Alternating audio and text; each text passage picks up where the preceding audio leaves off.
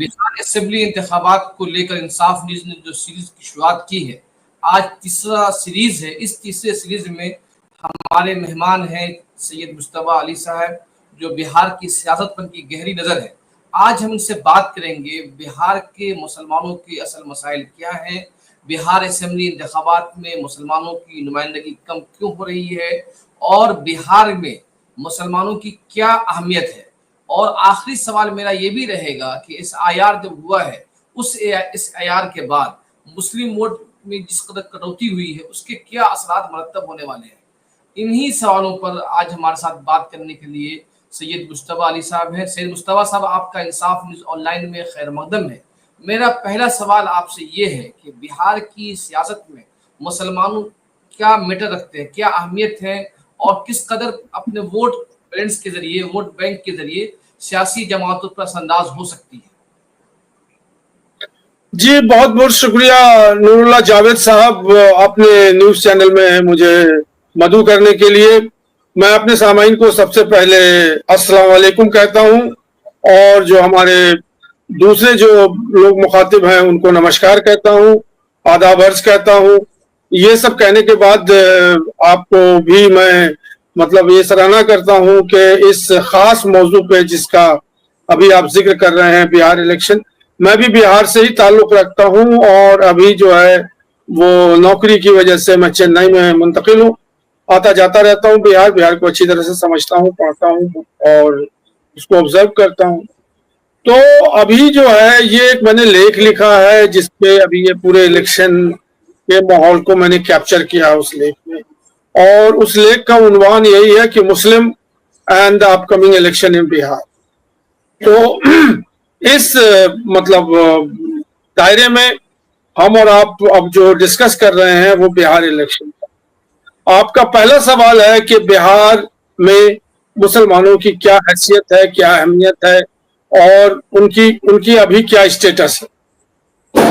तो इसका सीधा सीधा जवाब ये है कि सबसे पहले हमारे सामाईन को मैं ये बताना चाहता हूं, देखिए बिहार के मामले में हर कोई अपने आप में एक्सपर्ट है, लेकिन वो एक रीजन का, एक खत्ते का जहां वो इलेक्शन लड़ रहा है वो उसका एक्सपर्ट है।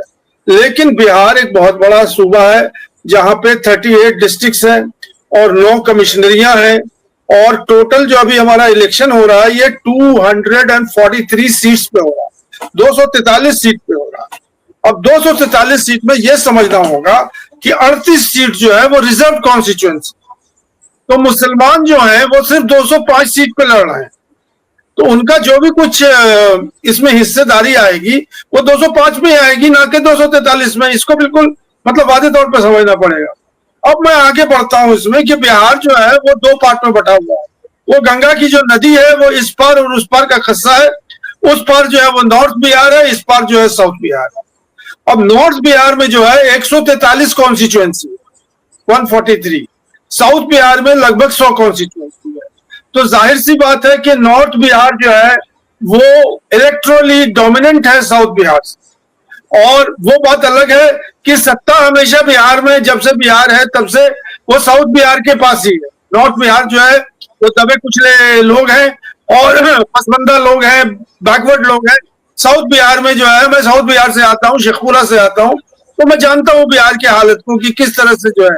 लेकिन जो मुसलमानों की जहां तक बात है, तो मुसलमान जो है वो लगभग 40% से ऊपर नॉर्थ बिहार में है, नॉर्थ बिहार के कॉन्स्टिट्यूएंसीज में है।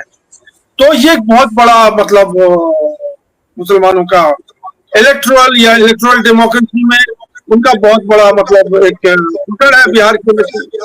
अब मैं ये बता दूं आपको कि 86 सीट पे मुसलमान 15 से 70% है बिहार। मुसलमान 15 से 70% है बिहार में 86 सीट पे, और 24 सीट पे मुसलमान जो है वो विनिंग कैंडिडेट है। अब इस परिप्रेक्ष्य में पिछला जो इलेक्शन हुआ है उसमें पूरे बिहार से सिर्फ उसी 19 मुसलमान जो है वो असेंबली में गए थे। अब हम बात आपकी कर रहे हैं कि 24 और 26 सीट तो उनकी अपनी जेब की है, और सीटें अगर मिला दें तो भले 86 सीट ना लें, लेकिन 50+ सीट तो मुसलमान लेके आ ही सकते हैं। ये मेरा कहना है अपने नाजरीन से और अपने जो लोग सोच रहे हैं कि अपने स्ट्रेंथ को समझिए। अपने जो आप जो है मतलब कहने का मतलब है कि कुएं के मेढक मत बन जाइए आप। आपको अगर इलेक्शन लड़ना है बिहार से, बिहार का इलेक्शन लड़ना है, तो पूरे बिहार की पिक्चर आपके पास होनी चाहिए, हर एक कॉन्स्टिट्यूएंसी की पिक्चर होनी चाहिए, वहां कितने लोग इलेक्शन लड़ रहे हैं उसकी पिक्चर होनी चाहिए। उसके बाद जो है तब आपको अपना डिसीजन लेना पड़ेगा कि हम किसको वोट दें, और जिसको हम वोट दें वो वही जो है बिहार में मतलब गवर्नमेंट बनाए। तो ये मैं आपको एक इंट्रोडक्टरी लेक्चर मैंने बिहार की आपको दी। और मैं अगले सवाल पे जाऊं, मेरा एक सवाल ये है कि इस वक्त जो मुल्क की हालात है उसमें दो अहम इश्यूज हैं। एक तो मुसलमानों की नुमाइंदगी का सवाल तो वाक़तन अहम है, लेकिन दूसरा सवाल फिरका परस्त पार्टियों को, जो मुस्लिम मुखालिफ पार्टियां हैं, इत्तेहाद है, उसको शिकस्त देना है। तो मेरा सवाल है, कभी कभी जब हम मुस्लिम नुमाइंदगी पर ज़्यादा तवज्जो देते हैं तो ऐसी सूरत में फ़ायदा फिरका परस्त पार्टी को हो जाता है। तो हमारी इस तरह इन माहौल में, इस हालात में हमारी क्या तरजीह होनी चाहिए? मुस्लिम नुमाइंदगी को बढ़ाने पे हम जोर दें या फिर बीजेपी जैसी जमात को शिकस्त देना हमारा एजेंडा होना चाहिए, असल एजेंडा होना चाहिए? देखिए, मैं अभी हम और आप बिहार की बात कर रहे हैं, हिंदुस्तान की बात नहीं कर रहे हैं। तो यहाँ पे जो बीजेपी की जो हैसियत है बिहार में वो आप भी जानते हैं, वो मैं भी जानता हूँ। अभी नीतीश कुमार ने उनको 101 सीट दे दिया था, वो 10 सीट भी के काबिल नहीं है बिहार के अंदर, जो बीजेपी का मतलब स्टेटस है बिहार के अंदर। ये तो नीतीश कुमार की वजह से। तो अब हम लोग आ जाते हैं दूसरी तरफ कि मुसलमानों को मतलब पॉलिटिकल एम्पावरमेंट चाहिए कि बीजेपी को डिफीट करें। मेरा अपना जो तज्जिया ये है कि देखिए, मुसलमान जो है बिहार में आराम से, बहुत आराम से खेलते धूपते दौड़ते हंसते खेलते 50 सीट से ऊपर ला सकते हैं। 50 सीट से ज्यादा जो है उनके एमएलए बिहार असेंबली में हो सकते हैं। कोई उन्हें लड़ाने वाला होना चाहिए, कोई उनके पास जो है प्रशांत किशोर होना चाहिए, कोई उनके पास योगेंद्र यादव होना चाहिए, जिसके पास हर एक कॉन्स्टिट्यूएंसी की जो है पकड़ उसके पास हो। आप बताइए कौन मतलब पोलस्टर है और कौन सोफोलॉजिस्ट है जो बिहार के इलेक्शन को लड़ा रहा मुसलमानों के लिए?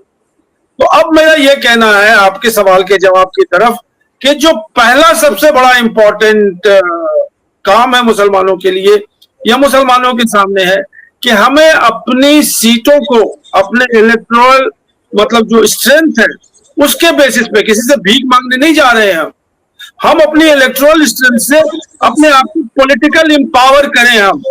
और हम वो कर सकते हैं जब हमारी नंबर बढ़ जाएगी।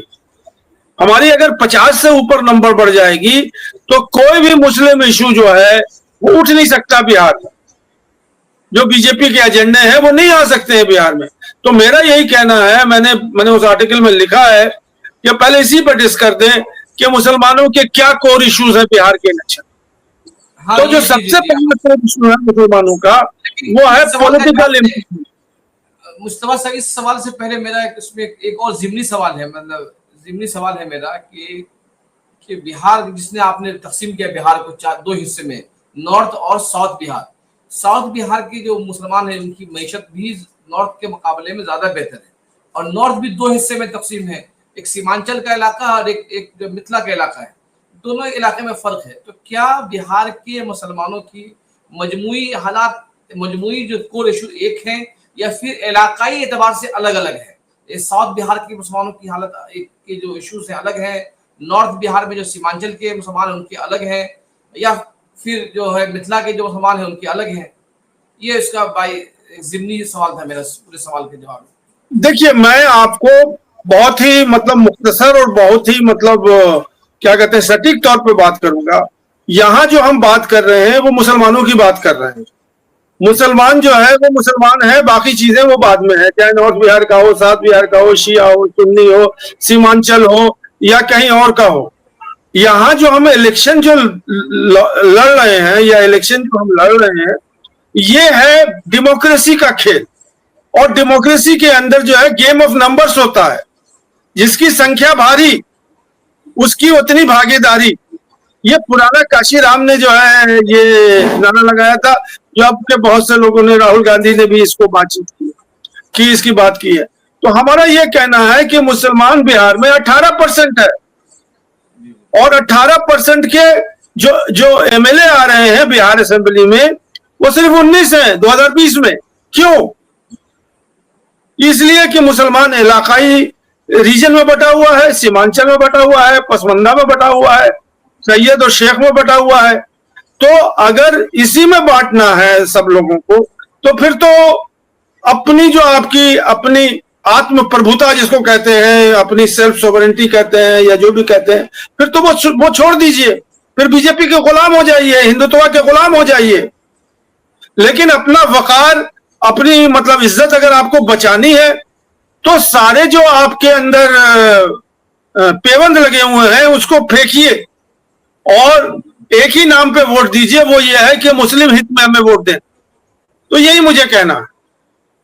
लेकिन सर मेरा सवाल ये है कि जो आपने जो आंकड़ा देखा है, अगर क्या सिर्फ मुस्लिम सवाल जिस तरह से बिहार में ओवैसी की पार्टी इलेक्शन लड़ी थी मुस्लिम मुस्लिम करके, तो क्या हम इस तरह से मान हम 50 सीट जीत भी ले, लेकिन जब अगर कम्युनल लाइन पे वोट बटेगा तो 150 सीट जो है बीजेपी वहां पर आसानी से निकाल लेगी, फिर बीजेपी और जेडीयू मिलकर।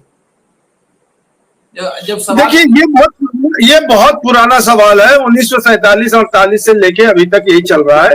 मुसलमान को ये गलाफ उठा करके फेंक देना होगा।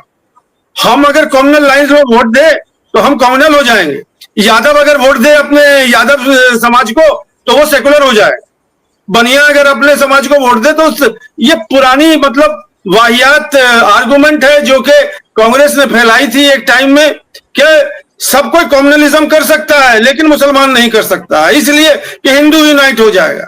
अरे भैया, जब हम मतलब बारिश में आ ही गए हैं तो भीगने से क्या डरना? बारिश में जब हम खुले बारिश में आ गए हैं तो भीगने से क्या डरना?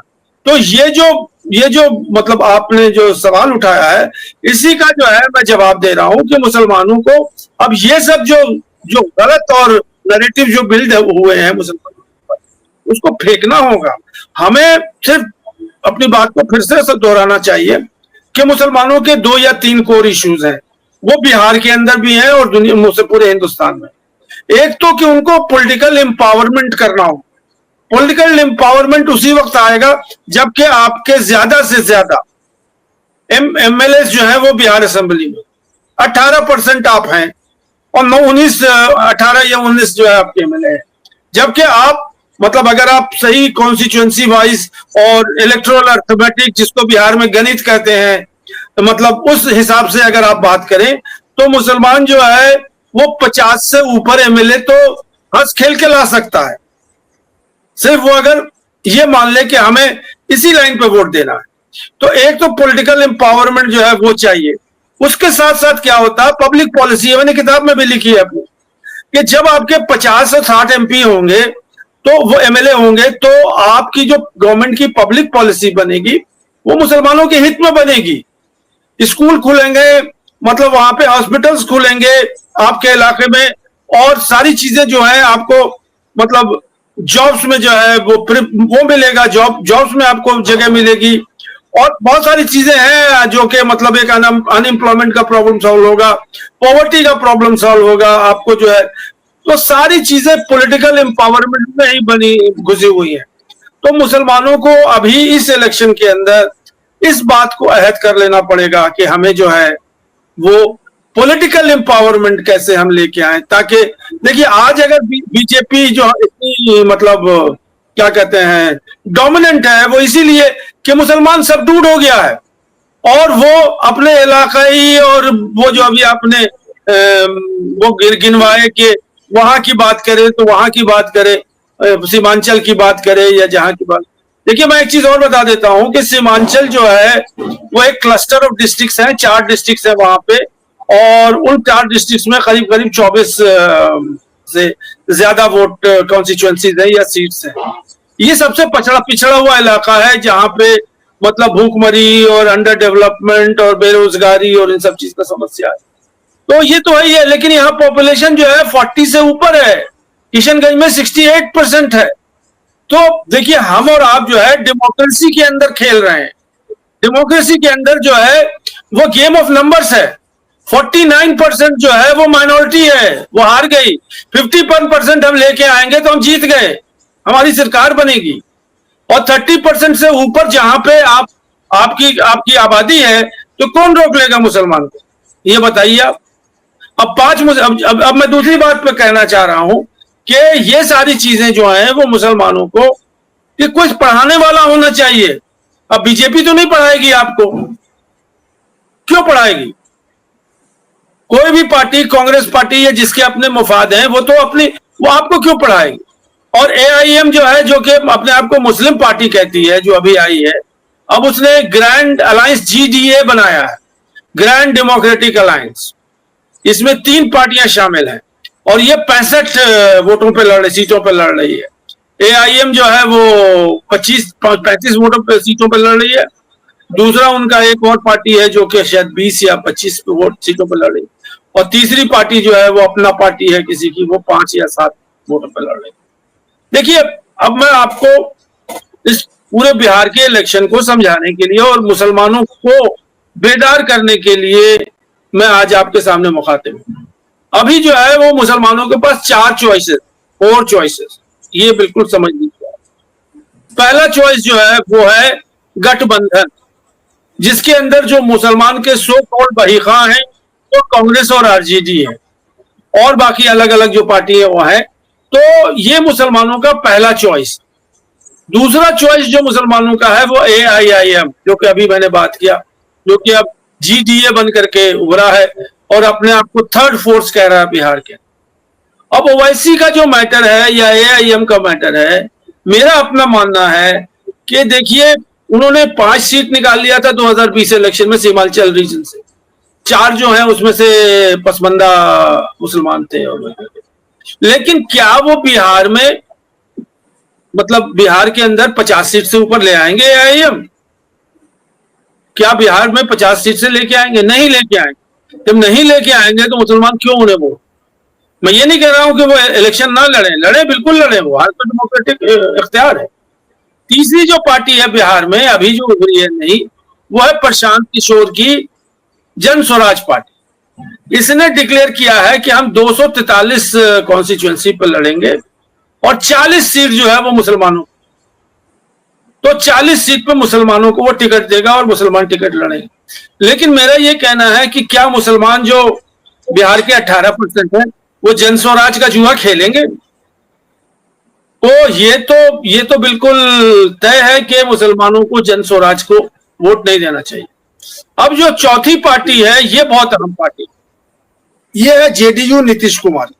मैं इसलिए बता रहा हूं कि जेडीयू जो है, जो सत्ता में है 2005 के बाद से लेकर अभी तक, उसमें मुसलमानों का बहुत बड़ा रोल है। उसमें नीतीश कुमार ने क्या किया है कि आरजेडी का जो वोट बैंक था, मतलब 18 या 20% मुसलमान और 13% यादव, ये मिला के 31% वगैरह जो है उनका हो जाता था। और उस वजह से लालू यादव ने जो है 1990 से लेकर करके 2005 तक जो है वो मतलब इलेक्शन आफ्टर इलेक्शन जीता।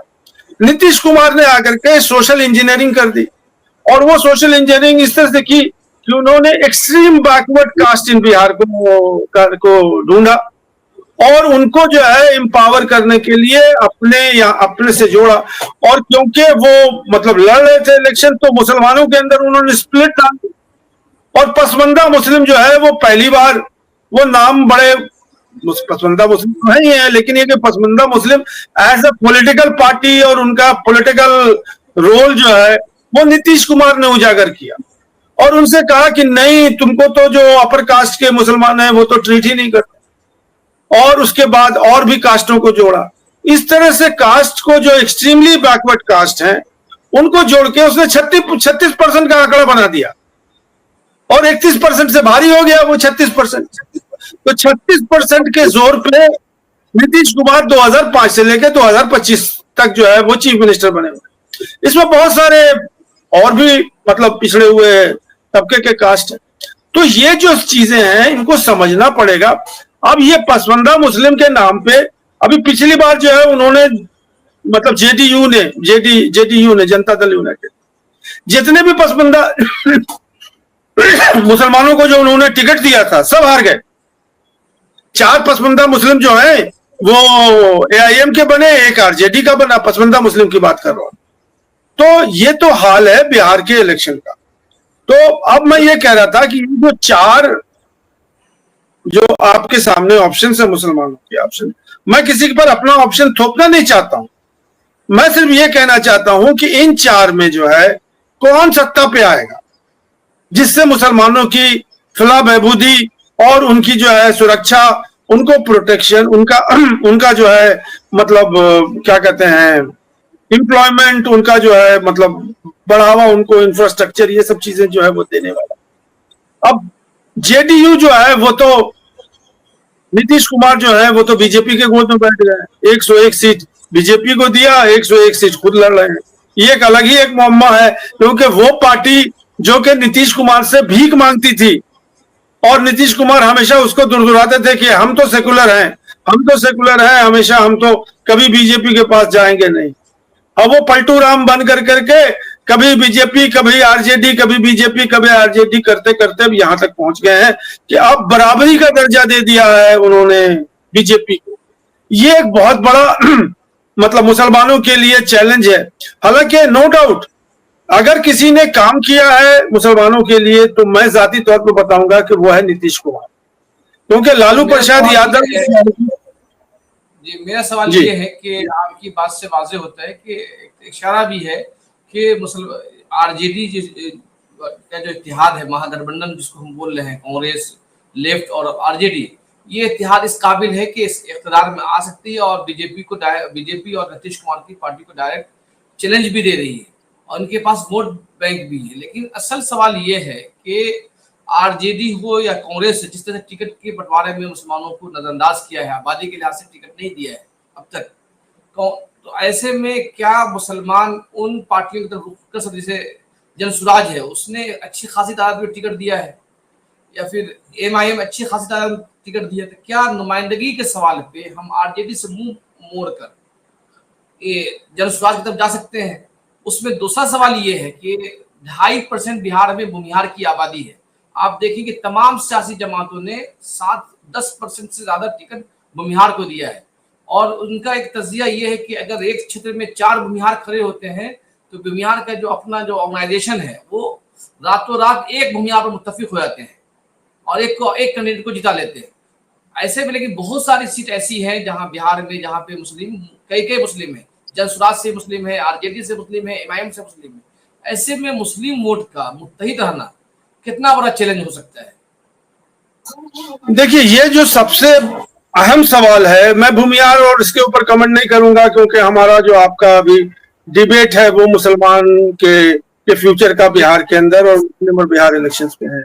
तो मैं ये कहना चाह रहा हूं कि मुसलमानों के सामने 2 चैलेंज, एक 2 चैलेंज है वो ये कि क्या हम जो है वोट दें और जो विनिंग कॉम्बिनेशन है उसको हम जितवाएं ताकि जो हमारी फेवरेबल पार्टी है वो सत्ता में आए, भले ही हमारी संख्या जो है वो असेंबली में कम हो जाए। दूसरा चैलेंज ये है कि नहीं, हमें असेंबली में जो है मतलब आना है और हमारे अपने नंबर्स आने हैं, भले ही हम जो है ऑपोजिशन में बैठे।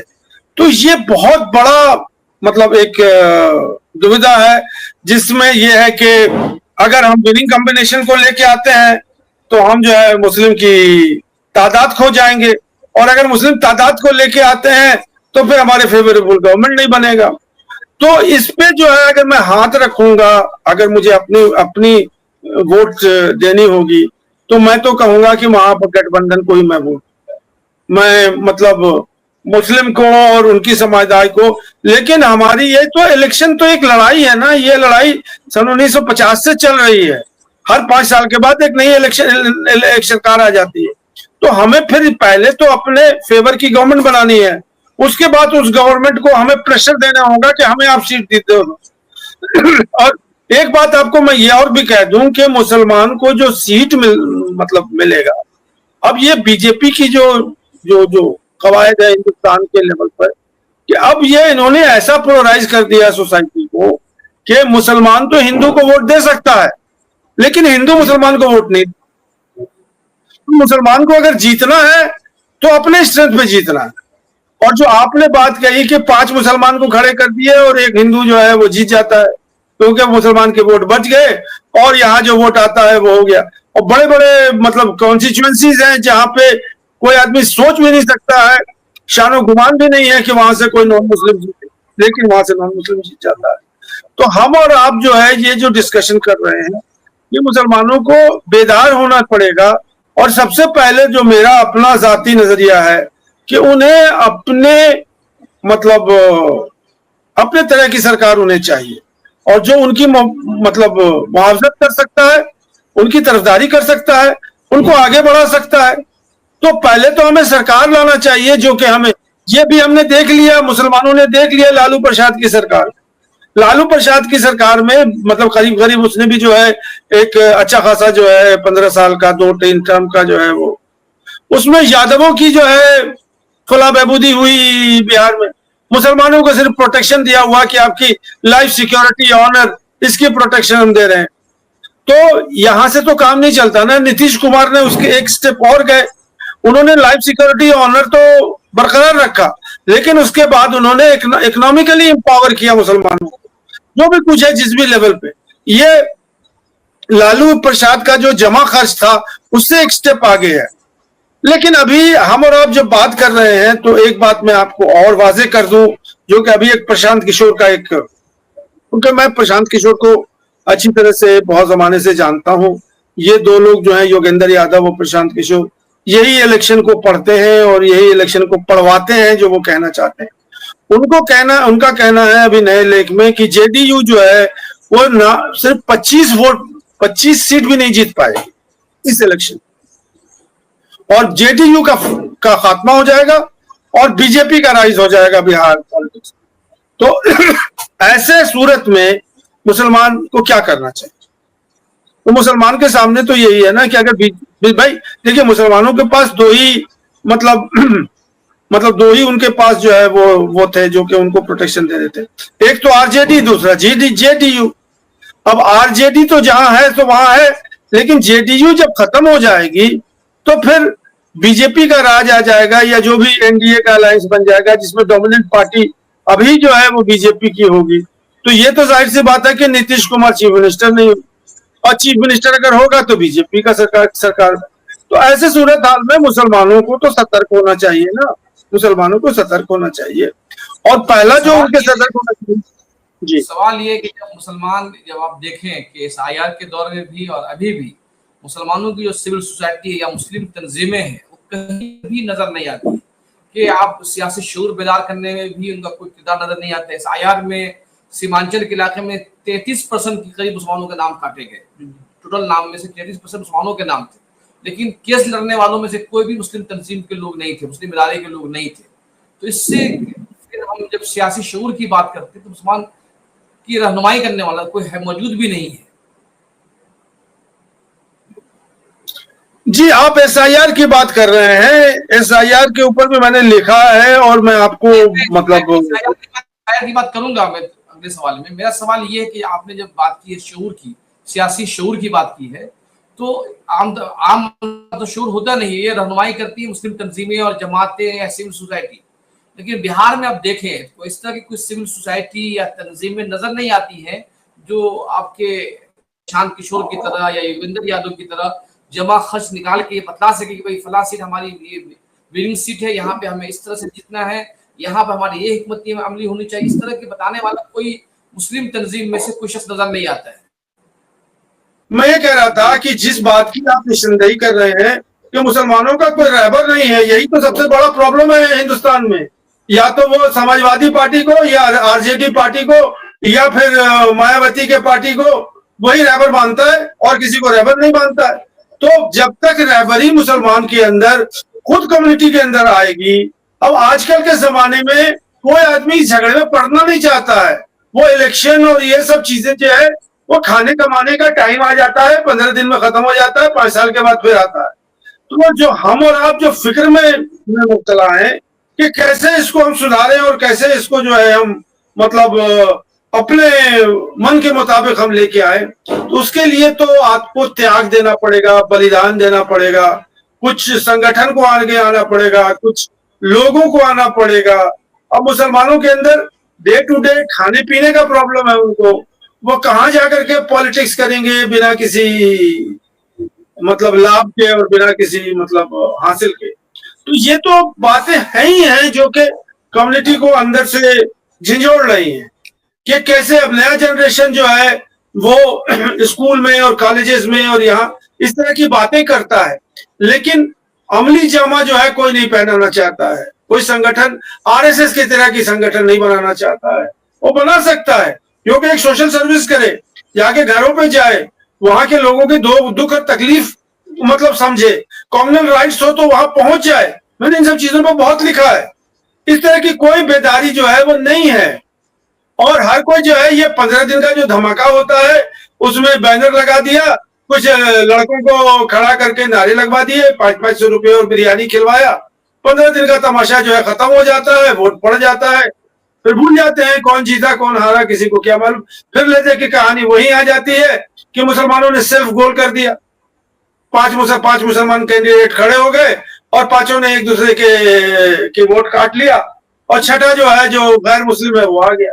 तो ये तो मतलब बहुत सोच वालों की आखिरी सवाल मेरा आखिरी सवाल है कि जो इस आयात हुआ है और 30 सितंबर को जो आखिरी लिस्ट जो आई है उससे मुसलमान किस कदर मुतासिर हुए हैं और इसका आने वाले इंतखाबात जो हो रहे हैं उसमें कितने पड़ने वाले हैं? नहीं, आप SIR की बात कर रहे हैं जो मैं समझ रहा हूं, जिसका नाम है special investigative revision of electoral votes. ये बिहार में किया। इसको आप समझिए कि पहले ये क्यों लेके आए और उसके बाद उसमें उन्होंने क्या किया। ये जो है बीजेपी सरकार ने इलेक्शन कमीशन को इस्तेमाल करके ये एक समझ लीजिए कि बैकडोर से मुसलमानों को और मुस्लिम वोट बैंक को काटने की साजिश की। बिहार में के इलेक्शन पे नजर थी बीजेपी की और जो लोग हैं बिहार बीजेपी के ओहदेदार उनकी कि यहाँ जो है घुसपैठिया आके बैठ गए हैं बांग्लादेश से और नेपाल से और रोहिंग्या जो है आके बैठ गए हैं इलेक्टोरल रोल्स के अंदर। इसीलिए मुसलमानों की तादाद जो है वो बहुत ज्यादा है हर एक कॉन्स्टिट्यूंसी में। लेकिन हासिल क्या हुआ? हासिल ये हुआ कि किसी भी इलेक्टोरल कॉन्स्टिट्यूंसी में बिहार में कोई भी आउटसाइडर जो है वो नहीं पाया गया। ये उसी तरह से हुआ जैसे कि नोटबंदी में उन्होंने कहा था कि बहुत से जाली नोट जो है वो सर्कुलेट कर रहे हैं, लेकिन जब उसका लेखा जोखा हुआ तो कुछ नहीं पाया गया। और यही SIR का जो अभी कंक्लूजन है वो यही है कि मतलब उसमें कोई इस तरह का जो खर्चा था कि घुसपैठिए और इन्फिल्ट्रेटर और इस तरह के लोग जो हैं वो आपके आधार कार्ड और वोटिंग कार्ड बना के बैठे। लेकिन सर जो 46 लाख जो नाम काटे गए हैं उस नाम में से 33% मुसलमान हैं, मतलब 46 में से 33% मुस्लिम नाम है। तो इसका और ये सीमांचल के इलाके में जहाँ मुस्लिम तादाद है तो बड़ी तादाद में लोगों के नाम काट दिए गए, जो जिंदा है मौजूद है उनके नाम काट दिए गए हैं और उसमें से आप उन लोगों को मौका दिया गया कि आप चैलेंज कीजिए, फिर नाम लिखा गया, बड़ी कार्रवाई है। इस इलेक्शन में क्या असर पड़ेगा अगर किसी नहीं? देखिए वो ऐसा याद है जो मैं आपको बता रहा हूँ, ये नॉर्थ बिहार में बहुत अच्छी तरह से लागू हुआ है और ये इसका जो मंशा यही था कि कांग्रेस और RJD के वोट बैंक को कम करें हम और उनकी जो वोट गिरती है, क्योंकि पिछले इलेक्शन को अगर आप 2020 को देखिएगा तो कहीं कहीं जो है वो RJD का और कांग्रेस का जो प्रत्याशी है वो 500 वोट 1000 वोट 5000 वोट से नीचे से वो हारा है। और ये सारे जो कॉन्स्टिट्यूएंसी जिसमें वो हारे थे वो मतलब अगर वो ऑर्गेनाइज रहते तो वो आराम से जीत सकते थे। तो ये जो खदशा था उनको कि ये मुसलमान वोट जो है ये असेंबली का कॉम्पोजिशन जो है वो चेंज कर दे, तो इनके मतलब पर कतरने के लिए ये SIR लेके आए हैं। और SIR से जो नुकसान हुआ है वो तो सबसे बड़ा नुकसान तो किसी और कम्युनिटी को नहीं हुआ है, वो तो सिर्फ मुसलमानों को हुआ है। और उसके बाद जो नुकसान हुआ है वो कांग्रेस का हुआ है और RJD का हुआ है। जहां जहां महागठबंधन की सरकार निकलने वाली थी वहां उन्होंने वोटर लिस्ट को में डिलीशन कर दिया। अब जो आप कह रहे हैं कि इसका होगा क्या, तो जाहिर सी बात है अब इलेक्शन कमीशन ने कहा कि किसी ने चैलेंज नहीं किया हमें, कि आपका नाम जो है कि निकल गया है। तो अगर चैलेंज नहीं किया तो हम या तो इलेक्शन कमीशन को मान लें, और नहीं तो कुछ लोग संगठित होकर के ये कहें कि देखिए हमारे पास और प्रमाण है वोटर आईडी कार्ड का, हमें जो है आप इंक्लूड कीजिए, उसके लिए लड़ाई लड़े और अपने आप को जो है फिर से लिस्ट करें। अब यहाँ पे जो बात ले दे करके आ जाती है कि मुसलमान को कोई लीडर नहीं है जो उनको जो है लेकर के हाथ पकड़ के आगे बढ़ाए और उनको रास्ता दिखाए, ले दे के बात आ जाती है असदुद्दीन ओवैसी की। तो वो तो हैदराबाद के शेर हैं, वो वही अपना जो भी कुछ कर रहे हैं और वो वही कर रहे हैं। अब जो जमाना है वो शहाबुद्दीन और मोहम्मद अली जिना और असदुद्दीन ओवैसी का नहीं है। मुसलमान कम्युनिटी को मैं बार बार कहता हूं कि आपको अपने लोकल लीडर तैयार करने पड़ेंगे, ग्रास रूट लेवल पे। आपको जो है अपने इलाके के अंदर जो जो अरेंजमेंट, मतलब क्या कहते हैं, गवर्नमेंट का अरेंजमेंट है कि पंचायत है, पंचायत से ऊपर जो है सर्किल है, सर्किल से ऊपर जो है सब डिवीजन है, सब डिवीजन से ऊपर डिस्ट्रिक्ट है। तो मुसलमानों को तो पंचायत लेवल से ऑर्गेनाइज करना पड़ेगा, पंचायत इलेक्शन में लड़ना पड़ेगा, और उसी तरह से जो शहरी इलाका है वहां वार्ड में लड़ना पड़ेगा, म्युनिसिपल काउंसिल में लड़ना पड़ेगा। तो ये जो संगठन करने की जरूरत है, संगठित करने की जरूरत है, बिना पैसे के कौन करेगा? और कौन इनको फाइनेंस करेगा? अडानी फाइनेंस करेगा, अडवाणी फाइनेंस करेगा, कौन फाइनेंस करेगा? अंबानी फाइनेंस करेगा इनको? मुसलमान तो वैसे ही रोटी और रोजी के लिए जो है वो मरा जा रहा है, उसके पास टाइम कहाँ है कि वो इस तरह के काम में जो है वो लगे जहाँ के कोई पैसे नहीं। तो ये सब चीजें जो है ये मुसलमान के साथ जो अभी मतलब बदसलूकी हो रही है बीजेपी गवर्नमेंट में, मुझे बोलने में कोई एतराज नहीं है, वो इसीलिए हो रही है कि उनका पॉलिटिकल एम्पावरमेंट नहीं है। मैं तो हमेशा भी कह रहा था, मैंने पीछे भी कहा है और बोलता भी हूं कि अगर 50 मुसलमान एमपी अगर हो जाए एक पार्टी के, तो बीजेपी की एक नहीं चलेगी। सब लव जिहाद और वो कहते हैं गौ रक्षा, वो सब खत्म हो जाएगा। मुसलमान एक हौसले से और एक बावकार जिंदगी हिंदुस्तान में गुजारेगा। तो मैं इसीलिए कह रहा हूं कि बिहार एक जगह है जहां पे मुसलमान इलेक्ट्रली पावरफुल है, वो डिफीट कर सकता है अपने अपोनेंट को, कोई भी अपोनेंट को, और अपनी जगह बना सकता है।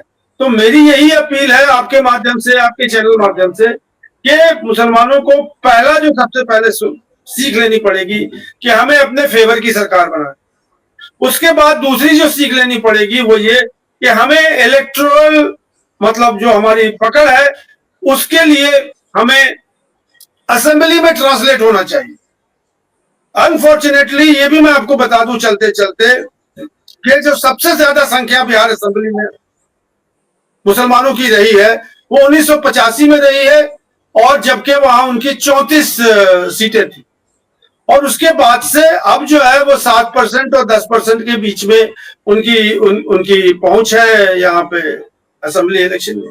तो ये बहुत बड़ा गिराव है, बहुत बड़ा गिराव है। 18% मुसलमान 19 सीट लेकर के असेंबली में जाएगा, ये हो नहीं सकता।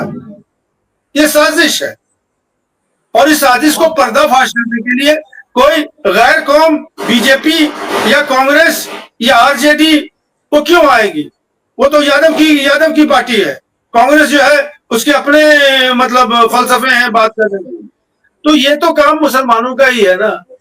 और चलते चलते मैं एक बात और कर देता हूं, ये हमारे अंदर बहुत दिन से, देखिए अगर मुसलमानों की लीडरशिप और उनकी संगठन करने का काम जो है कोई कर सकता है तो वो जो रिलीजियस इदारे हैं, मजहबी इदारे हैं, वही कर सकते हैं, इसलिए कि उनके पास पैसा है। इंडिविजुअल के पास पैसा नहीं है, इंडिविजुअल वो संगठित नहीं कर सकता है।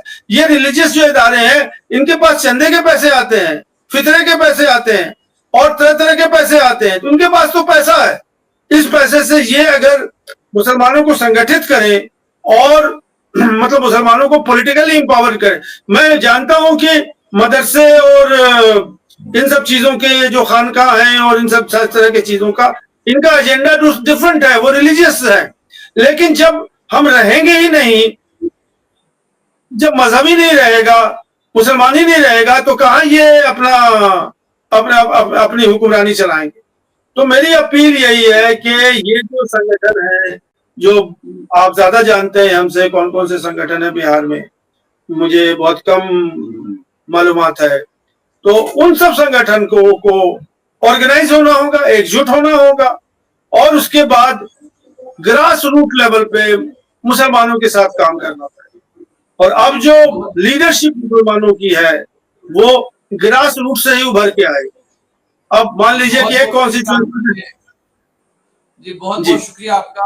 आपने बहुत वक्त दिया, और बिहार इंतखाबात में हम आगे भी बात करते रहेंगे, और आपसे हर हफ्ते हम भारत के मुसलमान की क्या क्या इश्यूज हैं उस पर बात करते रहेंगे। आपका बहुत बहुत शुक्रिया। जी, बहुत शुक्रिया।